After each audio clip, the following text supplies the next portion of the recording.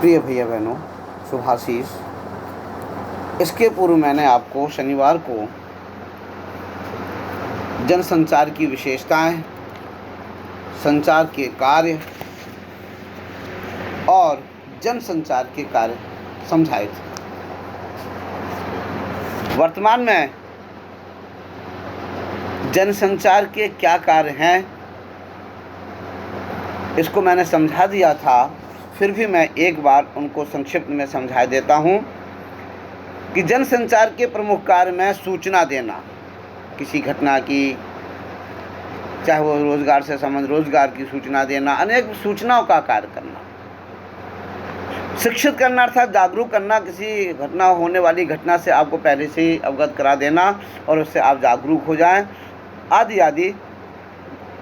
कि मौसम की खराबी को आपकी सूचना दे दी गई तो आप उससे जागरूक हो जाएं।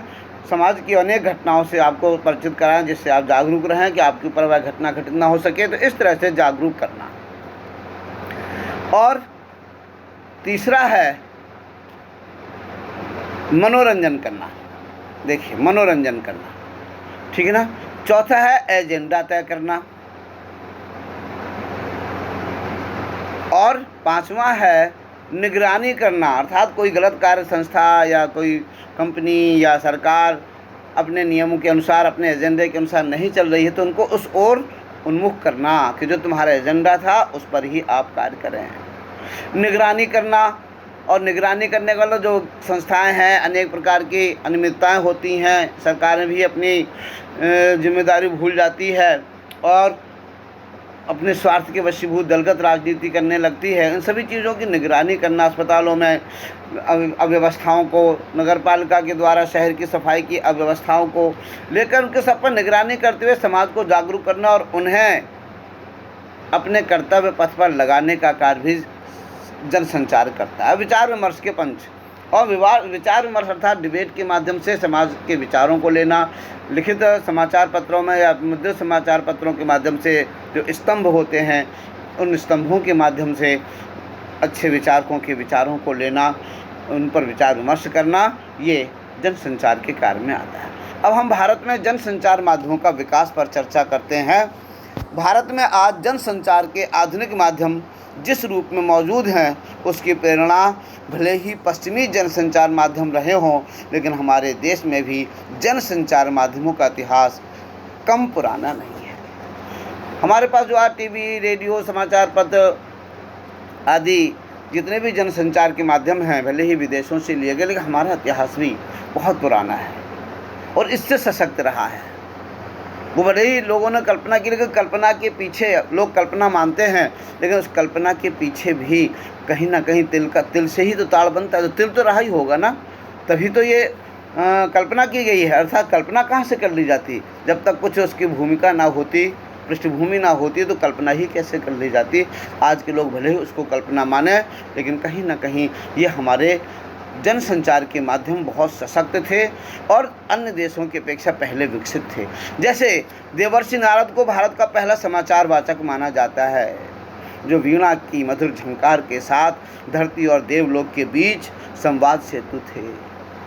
नारद जी कहीं भी पहुंच सकते थे, जैसे आज के समाचार संवाददाता कहीं भी पहुंच सकते हैं, ऐसे ही नारद जी को भी हर जगह पहुंचने की छूट थी और वे देवलोक से लेकर मृत्युलोक तक आराम से आ जाते थे वीणा पर नारायण नारायण गाते हुए, और यहाँ के समाचार या वहाँ की कोई सूचना यहाँ तक, यहाँ की सूचना वहाँ तक पहुँचाया करते थे। तो समाचार वाचक कह लो चाहे संवाददाता कह लो, सबसे पहले देवर्षि नारद ही भारत में समाचारों का आदान प्रदान करने का माध्यम रहे। इसी तरह महाभारत काल में महाराज धृतराष्ट्र और रानी गांधारी को युद्ध की झलक दिखाने और उसका विवरण सुनाने के लिए जिस तरह संजय की परिकल्पना की गई, वह एक अत्यंत समृद्ध संचार व्यवस्था की ओर इशारा करती है। संजय महाभारत का एक प्रमुख पात्र जिसे व्यास जी ने दिव्य दृष्टि प्रदान की। ये लाइव टेलीकास्ट का पहला आविष्कार, सीधा प्रसारण का पहला आविष्कार, कहीं नहीं हुआ था ऐसा आविष्कार कि संजय राजमहल में बैठकर कुरुक्षेत्र में होने वाली प्रत्येक घटना को बिल्कुल अक्षरशः सुनाते जा रहे हैं वो देख रहे हैं यहाँ बैठे बैठे क्या हो रहा है, किसने क्या किया।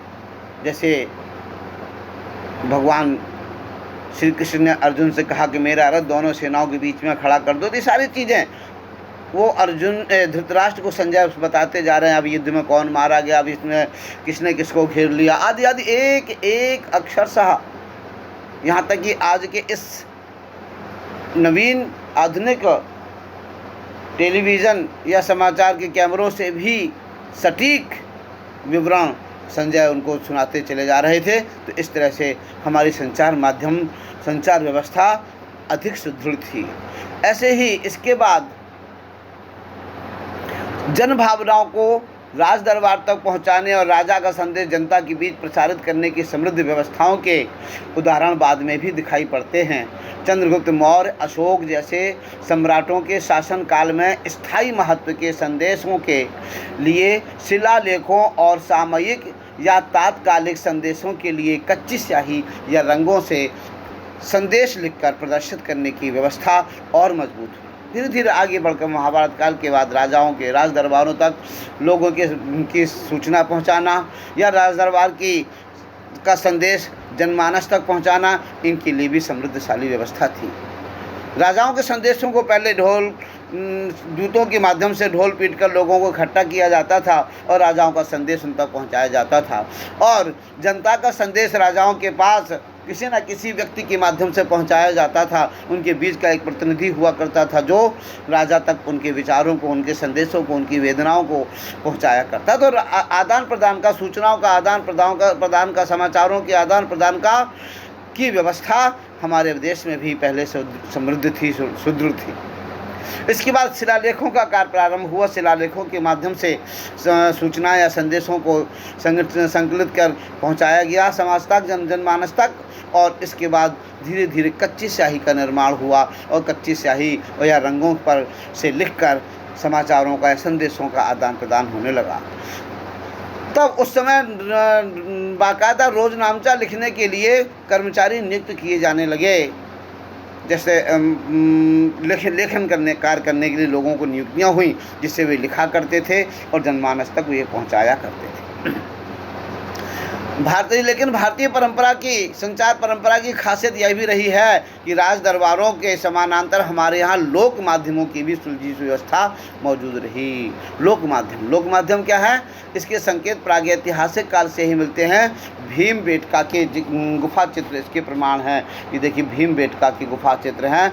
ऊपर देखिए ये गुफाओं में चित्र बने हुए, गुफा है नीचे दी जा रही है और ये चित्र बने। चित्र केवल कलाकारी को ही प्रदर्शित नहीं करते, वे तत्कालीन समाज की व्यवस्थाओं को, सामाजिक रीति नीतियों को, रहन सहन को, उस समय के इतिहास को इन चित्रों के माध्यम से उकेरा गया था। आज भी जब उनको देखा जाता है तो हमें उस समय के रहन सहन और ऐतिहासिक सूचनाएं प्राप्त होती हैं। तो इस तरह से हमारे राज दरबारों के समानांतर हमारे यहाँ लोक माध्यमों की भी सुलझी व्यवस्था मौजूद रही। इसके संकेत प्रागैतिहासिक काल से ही मिलते हैं। भीमबेटका की गुफा चित्र इसके प्रमाण हैं। यह समानांतर व्यवस्था बाद में कठपुतली और लोक नाटकों की विविध शैलियों के रूप में दिखाई पड़ने लगी। लोक नाटकों,